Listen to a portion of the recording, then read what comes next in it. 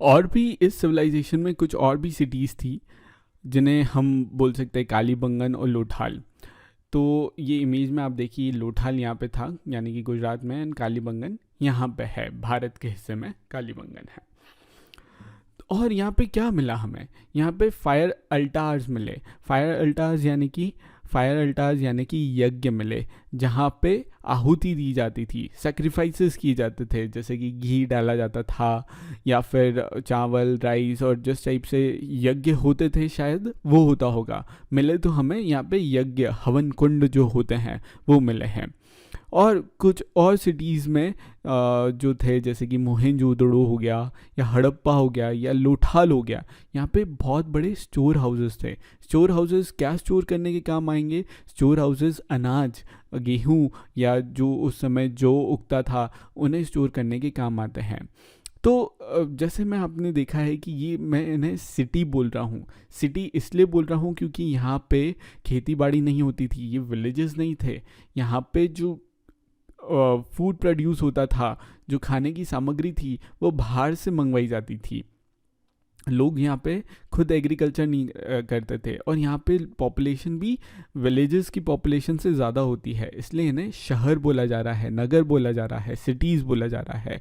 और मैं आपको बता दूँ कि यहाँ ये सिविलाइजेशन जो आई है, ये पूरा का पूरा एरिया जो आया है वो सिंधु नदी, इंडस रिवर और उसकी जो ट्रिब्यूटरीज़ है, जो कि झेलम हो गया, चेनाब हो गई, रावी हो गई, सतलज हो गया, इनसे बनी हुई रिवर्स के आसपास ही ये सिटीज़ थी। तो इसलिए इस सिविलाइजेशन को हड़प्पन सिविलाइजेशन भी बोलते हैं, क्योंकि सबसे पहली सिटी जो है वो हड़प्पा मिली है, या फिर उसे इंडस वैली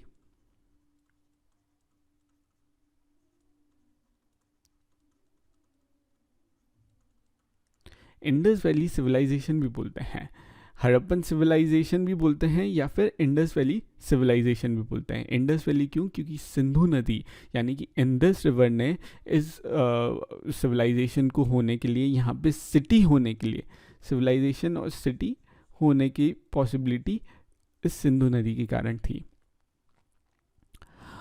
अब आपके पास एक और इमेज है, यहाँ पे आप देख लीजिए कि यहाँ पे जो ब्रिक्स है आपको दिख रहा होगा इंटरलॉकिंग पैटर्न में है। गौर से देखिए इमेज को, इंटरलॉकिंग पैटर्न में है, और इसलिए बहुत सारी बिल्डिंग्स की इमारतें आज भी खड़ी मिली यहाँ पे, क्योंकि वो स्ट्रॉन्ग रही है।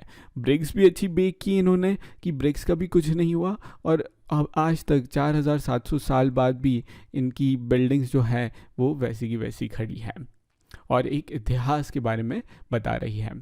अब वहाँ पे हाउसेस कैसे थे, घर कैसे थे लोगों के?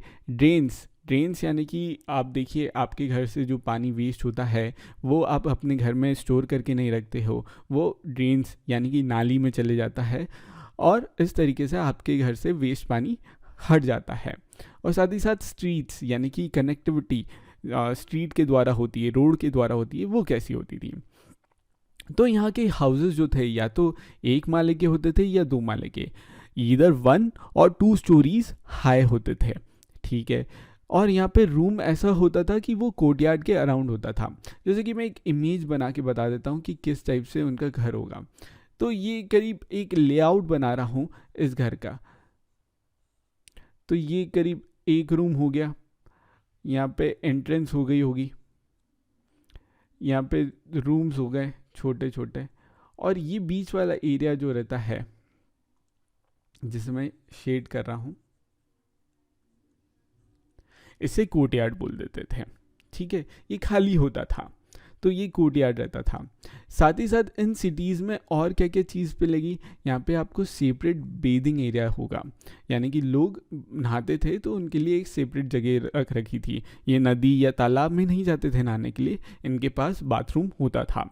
तो आज भी बहुत सारे विलेजेस में आप देखोगे कि लोगों के पास बाथरूम नहीं रहते हैं, टॉयलेट्स नहीं रहते हैं घर के अंदर, लेकिन उस ज़माने में अधिकतर घर में most of the houses have bathing area. और पानी कहाँ से आता था? वेल्स होते थे कुछ कुछ घरों में जहाँ से पानी आता था। अब ये जो सिटीज़ थी ये ड्रेन्स होती थी, इनमें ड्रेन्स होती थी, नाली होती थी ताकि वेस्ट पानी करे। और आप देखोगे इन वहाँ पे आर्कियोलॉजिस्ट ने देखा, और आप कभी यहाँ पे घूमने जाओ तो आप देखोगे तो ये स्ट्रेट लाइंस में थी, और आपको दिखेगा नहीं, लेकिन हर एक नाली में एक जेंटल स्लोप होता है। स्लोप यानी कि ढलान होती है, जिस कारण से नाली के पानी का फ्लो बना रहे, कहीं एक जगह जाके रुके नहीं नाली। क्योंकि आपको पता है कि अगर नाली रुक गई तो कचरा इकट्ठा हो गया, फिर नाली का पानी बाहर आता है और बदबू फैलाता है और गंदगी फैलाता है, इससे बीमारी होने के चांसेस थे। तो वहाँ पे एक जेंटल स्लोप रहता था जिससे पानी बहता रहे, और जहाँ पे खाली होना है इस पानी को, वहाँ पे वो खाली हो जाए। और साथ ही साथ ये जो नालियाँ रहती थी, ड्रेन्स जो रहती थी, वो घर से कनेक्ट होती थी, घर से फिर स्ट्रीट्स पे जाती थी, स्ट्रीट से बड़ी ड्रेन्स में, स्मॉलर ड्रेन्स जो होती थी वो बड़ी ड्रेन्स में अपना पानी खाली कर देती थी। मतलब आप देखिए प्लानिंग कितनी थी और लोग कितने एडवांस थे। और आप आश्चर्य करें कि ये सब 4700 साल पहले भी पॉसिबल था। साथ ही साथ ये जो नालियाँ थी ये कवर्ड थी, दीज आर कवर्ड ड्रेन्स। यानी कि आप देखोगे, जैसे मैं इंदौर में रहता हूँ तो यहाँ पे कवर्ड ड्रेन्स हैं, यहाँ पे नालियाँ हैं लेकिन दिखती नहीं हैं। लेकिन मुझे पता है कि मेरे घर का जो वेस्ट पानी है वो नाली के थ्रू जा रहा है। लेकिन आप देखोगे बाकी दूसरे छोटे शहरों में या गांव में तो वहाँ पे कवर्ड ड्रेन्स नहीं होती थी। यानी कि लोग इतने एडवांस थे और उन्हें क्लीनलीनेस, स्वच्छता का इतना एहसास था कि वो ड्रेन्स को कवर रखते थे, गंदगी को साफ रखते थे। साथ ही साथ कहीं बार नाली फिर भी स्लोप होने के बाद भी अगर पानी इकट्ठा हो जाता है, रुक जाता है, जमा हो जाता है, तो उसे क्लीन करने के लिए इंस्पेक्शन होल थे, जहाँ पे नाली का पानी अगर रुका हुआ है तो सफाई की जाए समय समय पे, इंटरवल्स पे। आज भी हमारी जो म्युनिसिपल कॉरपोरेशन होती है या नगर निगम बोल दो आप उन्हें, तो ये सफाई करती है, नालियों को सफाई करने का काम हमारी म्युनिसिपल कॉरपोरेशन। तो वहाँ पे भी ऐसी सफाई होती थी समय समय पे। तो आप देखोगे कि ये तीनों चीज़ें, जैसे कि हाउसेस हो गई, ड्रेन्स हो गई या स्ट्रीट्स हो गई, ये प्लान की गई थी। ये इन्हें सोचा गया था पहले, उनको फिर उसके बाद उनका निर्माण किया गया था। दे वर वेरी एडवांस पीपल, वो पहले सोचते थे फिर कार्य करते थे। एक बहुत अच्छी कहावत है इंग्लिश में, थिंक बिफोर यू एक्ट।